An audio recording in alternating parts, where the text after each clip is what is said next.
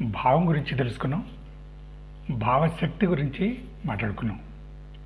ఈసారి ఈ వీడియోలో భావ సాధన ఎలా చేయాలి అన్నదాని గురించి మనం పూర్తిగా తెలుసుకుందాం. భావ సాధన గురించి తెలుసుకునే ముందు ఒక చిన్న ప్రశ్న, జవాబు చెప్పాలి. మరి నాకు వినపడదు కదా అనుకోకండి, మీకు మీరు చెప్పుకుంటే చాలు. ఇక్కడ మీకు కనిపిస్తున్న ఆకారాలు అంటే షేప్లు ఏమిటి, వాటిలో నింపిన రంగులు ఏమిటి? చాలా సింపుల్ ప్రశ్న ఇది. ఇందులో ఎటువంటి ట్రిక్ లేదు, మామూలు ప్రశ్న ఇది. చూశారు కదా, మీకు చతురస్రాకారం, దాని మధ్యలో త్రికోణం కనిపించింది కదా. చతురస్రంలో నీలి రంగు నింపుంది, త్రికోణంలో ఎరుపు రంగు నింపుంది, అంతే కదా. నాకు కూడా అలాగే కనిపిస్తుంది, చాలామందికి అలాగే కనిపిస్తుంది. అంటే మీరు చెప్పింది కరెక్ట్ అని నేను అనాలి కదా. ఎదురుగా ఉంటే బహుశా అలాగే అంటాను కూడా. అంత మాత్రం చేత మనిద్దరికీ అది ఒకేలా కనిపించినట్లు కాదు. అదేమిటి మరి ఒప్పుకుంటున్నాం కదా అంటున్నారా? నాకు మొదట్లో రంగులు నేర్పినప్పుడు, అంటే నా చిన్నప్పుడు ఈ రంగు ఇది, ఈ రంగు ఇది అని నాకు నేర్పినప్పుడు ఈ రంగుని చూపించి ఇది ఎరుపు రంగు అని చెప్పారు. అప్పుడు నాకు ఎలా కనిపించిందో ఇప్పుడు ఆ రంగు అలాగే కనిపిస్తుంది, కాబట్టి దాన్ని నేను ఎరుపు రంగు అంటున్నాను. కానీ నాకు అప్పుడు ఇప్పుడు ఎలా కనిపించిందో మీకు తెలుసా? అలాగే మీకు ఎలా కనిపించిందో నాకు తెలియదు. మీకు కూడా మొదట్లో ఎరుపు రంగుగా కనిపించిన రంగుని చూడబట్టి ఇది ఎరుపు రంగు అంటున్నారంతే. మీరు నేను ఒప్పుకున్నంత మాత్రాన మనిద్దరం ఒకేలా చూస్తున్నామని చెప్పలేం. నాకు అప్పుడు ఇప్పుడు ఒకేలా కనిపించింది ఆ రంగు, మీకు కూడా అంతే, అప్పుడు ఇప్పుడు ఒకేలా కనిపించింది. అంతేగాని నాకు కనిపించినట్లే మీకు కనిపించినట్లు కాదు.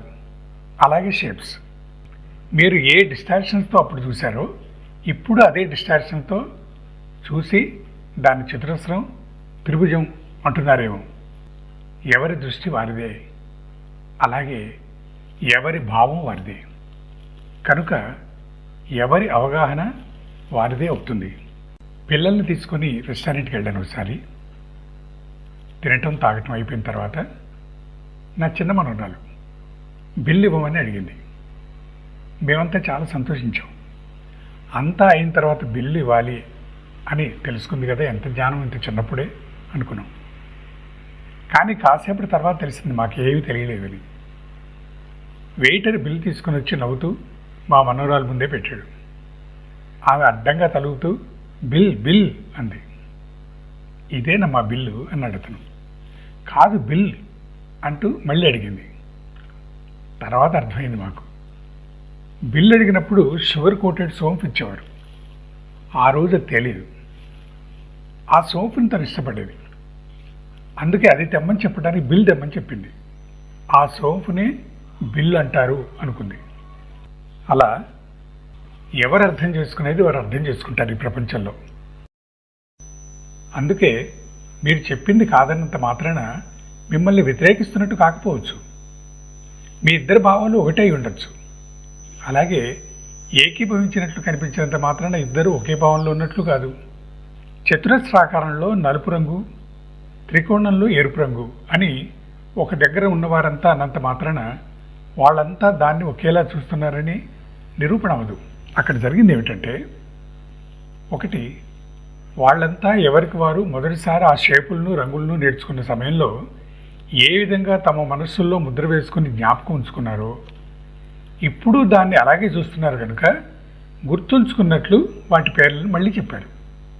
రెండవది, వాళ్ళందరికీ ఎవరికి వారికి ఆ షేపుల గురించి రంగుల గురించి చెప్పిన వారు కూడా వాటిని ఎలా చూశారో మనకు తెలియదు. కానీ వాళ్ళు నేర్చుకున్నప్పుడు ఎలా చూసి అర్థం చేసుకున్నారో వీళ్ళకి ఎవరికి వారికి చెప్పినప్పుడు కూడా అలాగే చెప్పారు. దీన్ని కాస్త జాగ్రత్తగా అర్థం చేసుకోండి. దీనివల్ల ఏ నిరూపణ అవుతుంది అంటే, ఇప్పుడు చూస్తున్న వాళ్ళు వాళ్లకు వాటి గురించి చెప్పినవారు ఇద్దరు అంధులు కారు, కలర్ బ్లైండ్ కారు అన్నది మాత్రమే ఇక్కడ నిరూపణ అవుతుంది. అంతేగాని అది చతురస్రాకారం, అందులో త్రిభుజం, అది నలుపు రంగు, దానిలోది ఎరుపు రంగు అన్నది కాదు. ఇప్పుడు స్థూలంగా భావాలు ఎన్ని రకాలు ఉంటాయో భాషాపరంగా చెప్పుకుందామా? ఆనందం, విచారం, కోపం, ఆవేశం, ఉద్రేకం, సంతోషం, సంతృప్తి, ఆశ్చర్యం, భయం, ఇలా పెద్ద లిస్టే తయారవుతుంది. కాబట్టి వాటిని ఒక క్రమంలో రాసుకుందాం.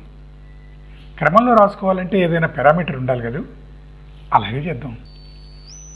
ఏ భావమైనా కానీ కలిగినట్లయితే దానివలన మనలోని శక్తి ఎంత ఖర్చు అవుతుంది, ఆ భావంలో ఉన్నంతసేపు మనం ఎంత శక్తిని గ్రహిస్తాం, ఆ భావం మనలో ఎంతసేపు ఉంటుంది, అంటే దాని ప్రభావం ఎంతసేపు ఉంటుంది. ఈ 3 పారామీటర్స్తో భావాల లిస్టును తయారు చేసుకుందాం. 3 పారామీటర్లతో పాటు మొదట్లో క్రమసంఖ్య, తర్వాత భావం పేరు రాసుకుందాం. అంటే ఆ పట్టిక, అంటే టేబుల్ ఈ విధంగా ఉంటుంది. తర్వాత ఒక్కో భావాన్ని, దాని లక్షణాలను పూరించుకుంటూ వెళ్దాం. ఒక క్రమంలో రాస్తున్నాం కనుక అన్నిటికన్నా పెద్దది పైన రావాలి అనుకుంటే అన్ని భావాలకు పెద్దన్న ఎవరంటే కోపం అనే భావం. ఎందుకంటే ఆ భావంలో శక్తి అన్నిటికన్నా ఎక్కువ ఖర్చు అవుతుంది, శక్తిని దహించి వేస్తుంది. అందుకే మనిషి ఊగిపోతుంటాడు ఆ సమయంలో. శక్తిని ఏమాత్రం గ్రహించడం జరగదు. వచ్చిన కోపమేమో ఒక పట్టాన్ని చల్లారదు. ఆ భావన మనసులో చాలాసేపు తిష్ట వేసుకుని ఉంటుంది. కోపంలో ఊగిపోయే మనిషికి ఎవరు ఎన్ని చెప్పినా అతను వినడు. తనకు తాను కూడా ఆలోచించుకునే స్థితిలో ఉండడు. కొన్ని ప్రాంతాల్లో కొన్ని సంవత్సరాల వరకు కోపతాపాలు, దానివల్ల ఉదయించిన ప్రతీకార భావంలో పోవు.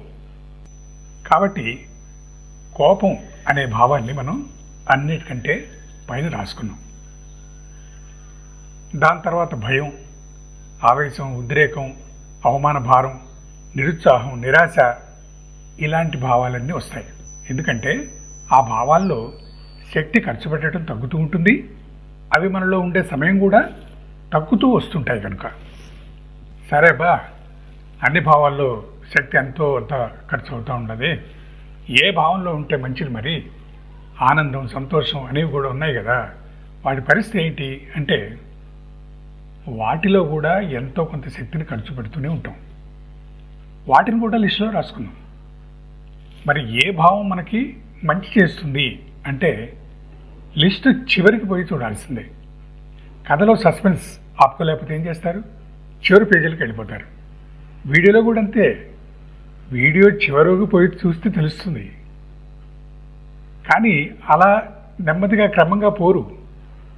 ఆ సస్పెన్స్ ఆపుకోలేకపోతే వీడియో చివరికి వెళ్ళిపోయి ఫాస్ట్ ఫార్వర్డ్ చేసేసి చూసేస్తారు. సరే, మనం కూడా అలాగే చేద్దాం. అన్నింటికన్నా చివరిలో అట్టడుగున ఉదిగిపోయి ఉండే భావమే ప్రేమ. ఎందుకంటే ఈ భావంలో శక్తి వినియోగం దాదాపు ఉండదు. పైగా శక్తి గ్రహించటం ఉంటుంది. ప్రేమలో శక్తి గ్రాహ్యత ఉంటుందని మనందరికీ తెలిసిందే. ప్రేమ ఇష్టాలు త్వరగా మనసులోంచి పోవు కనుక ఈ భావంలో ఎక్కువసేపు శక్తిని గ్రహిస్తుంటారు కూడా. శక్తిని ఖర్చు పెట్టడం కనీస పాడల్లో ఉంటుంది. ఈ 3 మంచి లక్షణాల వలన ప్రేమ చాలా గొప్పది. ప్రేమ వలన కలిగే ఆనందం ఉత్తమమైంది అని చెప్తుంటారు. అందుకే మనం స్థూలంగా చెప్పుకున్న భావాల్లో ఇంకా ఎన్నో శాఖలు, ఉపభావాలు కూడా ఉంటాయి. ఇప్పుడు వాటన్నిటినీ తెలుసుకునేదానికంటే ఏది మనకి ఉపకరించే భావన తెలుసుకుంటే దాన్ని పొందే సాధన చేయొచ్చు కదా. అందువలన ప్రేమలో ఎన్ని రకాలు ఉంటాయో తెలుసుకుందాం.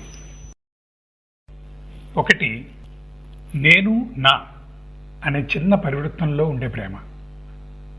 చిన్న పరివృత్తంలో ఉండే ప్రేమ అంటే అది చిన్నదనే నా ఉద్దేశం కాదు, ఆ సర్కిల్ చిన్నదని అంటే. నేను నా భార్య పిల్లల మీద ప్రేమ చిన్న వృత్తంలో ఉన్నప్పటికీ అదేమీ తక్కువది కాదు. స్వార్థం అని ఆ ప్రేమని నిరసించనక్కర్లేదు. ప్రేమ ప్రేమే. ఇక 2వది ఆ వృత్తాన్ని దాటుతూ విస్తరించే ప్రేమ. నేను నా కుటుంబమే కాకుండా నా స్నేహితులు, నా బంధువులు, నా కులం వాళ్ళు, నా ప్రాంతం వాళ్ళు, నా భాష మాట్లాడేవాళ్ళు, నా రాష్ట్రం వాళ్ళు, నా దేశం వాళ్ళు, చివరికి ప్రపంచంలోని మనుషులంతా, ఇంకా ముందుకెళ్ళి సృష్టిలోని జీవరాశులన్నిటి మీద ప్రేమ వరకు విస్తరించవచ్చు. అంతవరకు పోకపోయినా కనీసం తన పొరుగువారు, కాలనీ వాసుల వరకు వెళ్ళినా ఎలా ఉంటుందో చూద్దాం. ఒక తండ్రి తన కొడుకు మీద ప్రేమతో ఒక కొత్త సైకిల్ కొని తీసుకొచ్చి బహుకరించాడు. ఆ సైకిల్ని చూసి పిల్లవానిలో ఆనందాన్ని చూసి తల్లిదండ్రులు సంతోషపడ్డారు. కొత్త సైకిల్ని కాసేపు తొక్కుతాడు అని వదిలేసి తల్లిదండ్రులు ఇంట్లోకి వెళ్ళిపోయారు. కాసేపు ఆ కిటికీలోని చూసిన తండ్రి, అరే ఇక చాలు రా అని అరుస్తాడు. వాడిని కాసేపు సైకిల్ తొక్కనేయండి, ఇప్పుడు వచ్చి వాడు చేసేది ఏముంది కనుక అంటుంది అతని భార్య. చూడు వాడి నిర్వాకం అని చూపిస్తే తల్లి కూడా కిటికీలను చూస్తుంది. వీళ్ళు ఇచ్చిన కొత్త సైకిల్ని పక్కింటి కుర్రోడు తొక్కుతున్నాడు. వీడేమో వెనకాల కేరింతలు కొడుతూ పరిగెడుతున్నాడు. గుండె తరుక్కుపోయింది ఇద్దరికి. అందుకే తొక్కించాలు, వెనక్కి వచ్చాయి అని అరుస్తారు ఇద్దరు. ఆ తర్వాత అదే అతని ప్రేమ తన ఇంటి చుట్టుపక్కల నివసించే వారి మీద కూడా ఉంటే, పొరిగింటి అబ్బాయి తన పిల్లవాడి కొత్త సైకిల్ తొక్కుతుంటే కోపం రాదు. అంతేకాదు, వాళ్ళ కొడుకు అమాయకుడు, అందుకే వేరొకడికి తన సైకిల్ ఇచ్చాడు అనే అభిప్రాయం కూడా ఉంది వాళ్ళకి. పక్కింటి కుర్రోడు ఎంతో కాలంగా సైకిల్ తొక్కుతున్నాడు కనుక కొన్ని విషయాలు నేర్చుకోవచ్చు అనుకుని ఉండొచ్చు. అంతకుముందు ఆ అబ్బాయి కూడా వీడికి తన సైకిల్ కాసేపు తొక్కడానికి ఇచ్చి ఉండొచ్చు. అదంతా తెలియని ఈ తల్లిదండ్రులకి కోపం వచ్చేస్తుంది. అప్పటి వరకు తనయుడి మీద ప్రేమ వలన కలిగిన ఆనందం అంతా ఒక్కసారిగా పోవడానికి కారణం వాళ్ళ ప్రేమ పరిమితే. ఆ పరిమితే లేకపోతే వాళ్ళకి అలా కోపం వచ్చి ఉండేది కాదు. ఇప్పుడు మూడో రకం ప్రేమ గురించి మాట్లాడుకుందాం. ప్రేమలో మూడవ రకం ప్రేమనే భక్తి అనవచ్చు. పెద్దలు, గురువు, తల్లిదండ్రుల మీద ఉండే భక్తి శ్రద్ధలు చాలా గొప్ప ప్రేమ అనొచ్చు. ఎందుకంటే అందులో ఆశించేది ఏమి ఉండదు. నిజమైన ప్రేమలో ఇచ్చిపుచ్చుకోవటాలు ఉండవు. ఇక భక్తిలో ఏమాత్రం ఉండదు. వీటన్నిటినీ మించింది భగవంతుని మీద భక్తి. నారద భక్తి సూత్రాల్లో భగవంతుని మీద ఉండే అమితమైన ప్రేమే భక్తి అన్నారు ఆయన. గురువులు, పెద్దలు, తల్లిదండ్రులు కంటికి కనిపిస్తారు, కానీ ఎన్నటికీ కంటికి కనపడిన భగవంతుడే సృష్టికి మూలం, జీవితాన్ని ఇచ్చిందే ఆయనే, ప్రాణాలను నిలబెట్టుకునేందుకు ఆహారాన్ని సమకూర్చింది ఆయనే, రక్షకుడు, పోషకుడు ఆ పరాత్పరుడే అని నమ్మి కొలవటం, దాంతోపాటు శరణాగతి అవటం అనే భక్తి సర్వోత్కృష్టమైనది అని చెప్పచ్చు. అందులో శక్తి నష్టం దాదాపు ఉండదు అనుకోనక్కర్లేదు, అసలే ఉండదు. శక్తిని గ్రహించడం అమితంగా ఉంటుంది. భక్తిభావం ఏర్పడితే అది జీవితాంతం ఉంటుంది. కనుకనే అన్నిటికన్నా భక్తి గొప్పది అంటారు. కేవలం పూజలు చేసి ప్రసాదం నైవేద్యం పెట్టినంత మాత్రాన వాళ్ళందరికీ ఇప్పుడు మనం చెప్పుకున్న రకం భక్తి ఉందని కాదు. నిత్య పూజలు చేస్తున్నా ఆ లాభం తనకి, తన వారికే కలగాలనే ఉద్దేశంతో చేసేవారు మొదటి రకం చిన్న పరివర్తనలోని ప్రేమ కలిగి ఉన్నవారే అవుతారు. ప్రతివారు సృష్టికర్తలే. దేవుని అంశాలుగా మనం ఎలాగూ సృష్టికర్తలమే. కానీ విజ్ఞాన శాస్త్రపరంగా చూసినా కూడా మనందరం సృష్టికర్తలమే. చూసే వస్తువు ఒకటే అయినా చూసే చూపులు వేరువేరు. మీ కంటి పాపలో పడ్డ బింబం వలన మీ జ్ఞాననేత్రం ఆయా వస్తువుల్ని తనకి తెలిసి మెదడులో పదిలిపరుచుకున్న ప్రతిబింబాలతో పోల్చి చూసి మీకు చెప్తుంది మీ ముందున్నదేమిటో. దీన్నే స్కానింగ్ అంటున్నాం ఇప్పుడు భాషలో. ఒక పెద్ద మనిషిని చూసిన వెంటనే మీరు లేచి నిలబడి నమస్కారం పెట్టారు అంటే మీ లోపల ఉన్న స్కానర్ ఎంత వేగంగా స్కానింగ్ చేసిందో చూడండి. మీరు రోజు చూసే వేలాది మంది మనుషుల్లో ఒక మనిషి ఆకృతికి సరిపోయిన ఈ మనిషి ఫలానా అని మీరు పోల్చుకున్నారు అంటే ఎంత స్పీడ్గా పనిచేస్తుంది ఆ ప్రాసెసర్. బయట మనిషిని కానీ వస్తువును కానీ మీరు మీ కంటిపాపలో మీ జ్ఞాననేత్రం సహాయంతో మరోసారి సృష్టించుకుంటారు. ప్రతి ఒక్కరూ అలాగే చేస్తారు. ఉన్న వస్తువు ఒకటే అయినా దాన్ని సృష్టించింది ఒక్కసారి అయినా ప్రతి క్షణం ఎవరో ఒకరు ఆ వస్తువుని తన జ్ఞాన దృష్టి ద్వారా తిరిగి సృష్టించుకుంటారు తమ అంతరంగంలో, తమ కోసం. అలాగే దాని రంగు, రుచి, వాసనలు, అది కలిగించే శబ్ద తరంగాలను, దాని స్పర్శను కూడా సృష్టించుకుంటారు. అవన్నీ ఆ వస్తువుని రెండోసారి అంటే మరోసారి గుర్తుపట్టడానికి పనికొస్తాయి. ఒక మనిషి మరో మనిషిని ఎంత చిక్కిపోయారు అంటూ పలకరించారనుకోండి, ఆ మనిషి లావుగా ఉన్నప్పుడు చూసి మెదడులో పొందుపరుచుకున్న ప్రతిబింబంతో పోల్చి చూసి మనిషిని గుర్తుపడుతూ అతనిలోని మార్పును కూడా గుర్తుపట్టారు. అదే మనిషిని రోజు చూస్తున్న వారికి అంత తేడా కనిపించకపోవచ్చు. ఎందుకంటే ఎప్పటికప్పుడు ఆయన ఫోటో ఫ్రేమ్లో తాజా ఫోటోలు పెట్టుకుంటూ ఉంటారు. దాని మీద రాసి పెట్టున్న పేరు మాత్రం అలాగే ఉంటుంది. ఎప్పుడూ సృష్టించుకున్న ఫోటోతో పోల్చి చూసిన వారికి మాత్రం ఆ మనిషి ఎంతగానో మారినట్టుగా కనిపిస్తుంది. అదే మనిషి ప్రాణాంతకమైన వ్యాధితో చిక్కిపోయే వేగం ఎక్కువగా ఉందనుకోండి, ప్రతి క్షణం చూస్తూ అతని ఫోటోలను ముద్రించుకుంటూ పోరు కదా.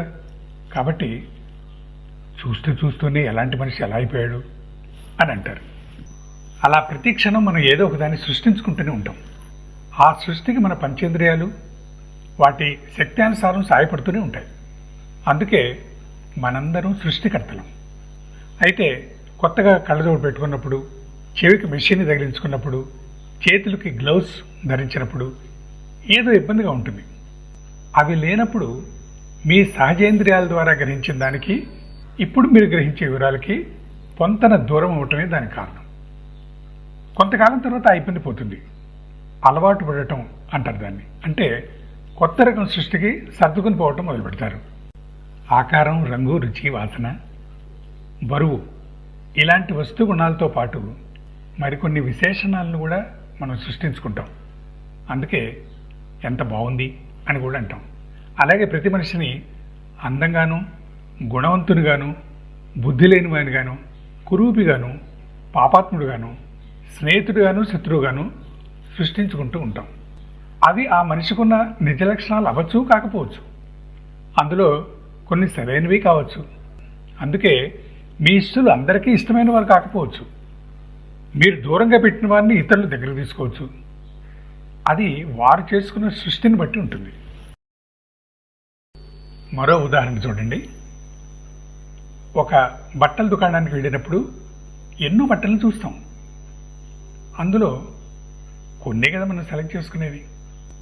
కొన్ని రంగులు, డిజైన్లు చూడగానే కళ్ళను పక్కకి తిప్పేసుకుంటారు కొంతమంది. కొన్ని వస్తువులను సేల్స్మెన్ కానీ, మీతో కలిసి వచ్చిన వారు కానీ ఇదే బాగుంటుందేమో చూడండి అన్నప్పుడు మీరు దాన్ని చూసి చిచి అనొచ్చు కూడా. మీకు కావాల్సినవి మీరు తీసుకుంటారు. మీ కంటికి ఇంపుగా కనిపించినవి, మీకు బాగుంటాయని మీ మనసుకు తోచినవి మీరు సెలెక్ట్ చేసుకుంటారు. మీకు హక్కు ఉంది. అయితే మీరు వదిలేసిన బట్టలు ఆ షాప్లో ఎవరూ తీసుకోకుండా అలాగే పడి ఉంటాయి అనుకుంటున్నారా? అలా మిగిలిపోయే వస్తువుల్ని ఎవరైనా తయారు చేస్తారా? మీరు చీచి అని ముట్టుకోవటానికి కూడా ఇష్టపడిన వస్తువులు కూడా ఆ షాపులో ఎంతో కాలం ఉండవు. ఎవరో ఒకరు వాటిని ఇష్టపడి ఉంటారు. తాత్పర్యం ఏమిటంటే, మీకు కనిపించే, అంటే కేవలం కళ్ళతో కాదు, జ్ఞానంతో కనిపించే వస్తు ప్రపంచం అంతా మీరు సృష్టించుకున్నదే. అది అలా ఉంది అని మీరు ప్రగాఢంగా నమ్మవచ్చేమో కానీ అది అక్కడ అలా లేనే లేదని నమ్మేవారు కూడా ప్రపంచంలో ఎంతోమంది ఉంటారు. మీరే రచయితలు, మీరే చిత్రకారులు, మీరే వాటిని సృజించిన వారు. మీకు పూర్తి స్వేచ్ఛ ఉంది. మీరు ఎవరిని ఎలాగైనా సృష్టించుకునే స్వేచ్ఛ. శిల్పం ఎంత బాగుందండి, ఎంత చక్కగా మలిచారు అని ఒక శిల్పిని అంటే, దాన్ని నేనేమి తయారు చేయలేదు, అది ఆ రాతిలో ముందు నుంచే ఉండటం నేను చూడగలిగాను. ఆ రాతితో దాంతో పాటు ఉన్న వ్యర్థ పదార్థాన్ని తొలగించానంతే. ఇప్పుడు మీరు కూడా చూడగలుగుతున్నారు నేను చూసిన దాన్ని అన్నట్టు ఆ శిల్పి. అందుకే రాతిలోనూ కోతిలోనూ కూడా భగవంతుని చూడొచ్చు. సృష్టిలోని ప్రతి వస్తువులోనూ అందాలను, సద్గుణాలను మీరు సృష్టించుకోవచ్చు. మీరే చెడుగా సృష్టించుకొని అందవికారంగా ఉందని భావించుకోవటం, ఎదుటి మనిషిని గుణహీనునిగా తయారు చేసుకొని మీరే ఆ వస్తువులు కానీ మనుషులు కానీ యావగించుకోవటం, చెదిరించుకోవటం, అయిష్టతను పెంచుకోవటం ఎందుకు అవన్నీ? ఒకవేళ ఎవరైనా మీకు నచ్చలేదనుకోండి, అది మీలోని లోపం, మీరు చేసిన సృష్టిలోని దోషం అది అని గ్రహించండి. మీ రచనా శక్తిని మెరుగుపరచుకోండి. అప్పుడు మీకు అయిష్టులు అంటూ ఎవరు ఉండరు. ఏ వ్యక్తి, ఏ వస్తువు, ఏ సందర్భము, సృష్టిలోని ఏదైనా కూడా మిమ్మల్ని రంజింపజేసేవిగానే ఉంటాయి. ఇదే భావసాధన. మీకు కావలసిన భావాన్ని మీరు వండుకోండి. ఎలా ఉంటే రుచిగా ఉంటుందో పచ్చడి యోగ్యంగా ఉంటుందో అలా తయారు చేసుకోండి. మీరే పోపు మార్చి ఆనపకాయ పులుసు నిందిస్తే లాభం ఏమిటి? తాను పాడు చేసుకుని నిందించడమే కాదు, ఎదుటివారి చెవినిల్లు కట్టుకొని వారిని కూడా వీళ్ళలాగానే తయారు చేసేవాళ్ళు ఉంటారు. ఇతరులను మీ సృష్టిలో లోపాల ఆధారంగా తయారు చేసుకొని ఆయా వస్తువులు కానీ మనుషులు కానీ మీరే ఏవగించుకోవటం, చెదిరించుకోవటం, అయిష్టతలను పెంచుకోవటం ఎందుకు? భావాలన్నింటిలోకి ప్రేమ భావం చాలా గొప్పదని, శక్తిని కోల్పోరు సరిగదా ఆ భావంలో ఉన్నంతసేపు శక్తిని గ్రహిస్తూ ఉంటారని చెప్పుకున్నాం. ఆ ప్రేమ భావంలో కూడా 3 రకాలు ఉంటాయని, ఆ మూడిట్లోనూ భక్తి భావం సర్వశ్రేష్టమైందని కూడా చెప్పుకున్నాం. భక్తిని గురించి, భక్తి యోగం గురించి మనం మరో వీడియోలో కలిసి చెప్పుకుందాం. అంతవరకు సెలవు. ఈ లోపల పైన చెప్పిన దాన్ని 1-2 సార్లు చూడొచ్చు. మీరు మళ్ళీ మళ్ళీ చూస్తుంటే మీకు కొత్త కొత్త అర్థాలు ఇందులో గోచరిస్తుంటాయి. ఎందుకంటే మీ మనసు కూడా ఈ వీడియోలో చెప్పిన దాంతో సమానంగా పనిచేస్తుంటుంది, సమానంగా ఆలోచిస్తుంటుంది. కాబట్టి ఇందులో చెప్పనివి కూడా ఎన్నో పాయింట్లు మీకు తోచచ్చు. అందువల్ల మీరు అవసరం అనుకుంటే మళ్ళీ మళ్ళీ ఈ వీడియోని చూడండి. అలాగే మీకు తెలిసిన వాళ్ళకి కూడా దీన్ని షేర్ చేయండి. ఇది వాళ్ళకి బాగుంటుంది, వాళ్ళకి మేలు చేస్తుంది అని మీరు భావించినట్టయితే.